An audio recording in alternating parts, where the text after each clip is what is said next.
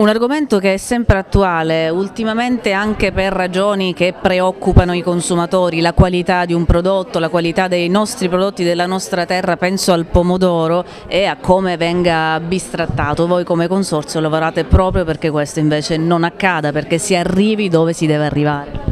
Sì, noi ci definiamo anche specialisti del pomodoro, abbiamo diversi tipi di varietà del pomodoro e più che di qualità oggi mi piacerebbe proprio parlare di gusto, no? La qualità è un concetto ormai scontato, ci deve essere la qualità e la sicurezza alimentare, è una condizione fondamentale ma di cui è anche inutile parlare perché rappresenta la base. Mi piacerebbe invece sottolineare più l'elemento del gusto e di recente noi abbiamo inserito alcune varietà di pomodoro che oggi, anzi stasera proveremo, sono delle varietà che abbiamo selezionato e che abbiamo in esclusiva e che sono proprio dedicate ai professionisti del gusto, quindi agli chef. Proprio per questo abbiamo anche creato un sito apposta dove chi è cultore di questa materia ha la possibilità di avere informazioni e direttamente poterli anche acquistare.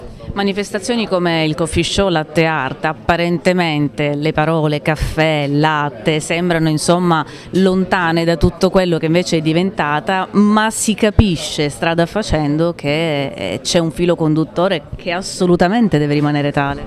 No, assolutamente sì, cioè il caffè si presta anche negli aperitivi ad avere il pomodoro, l'abbiamo già visto e dolce e salato vanno sicuramente molto bene.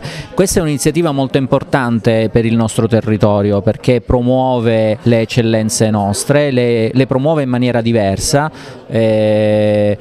e speriamo insomma che da qui possiamo trarre dei frutti importanti. Ci sono dei prodotti che la nutraceutica stabilisce siano dei cibi farmaco, questo bisognerebbe tenerlo in altissima considerazione. Sì, uno di questi prodotti è la nostra melanzana olivia, che sarà proprio l'oggetto della competizione di domani degli chef. È una melanzana che ha la possibilità di poter essere mangiata anche a crudo e quindi è una fonte importantissima di antociani.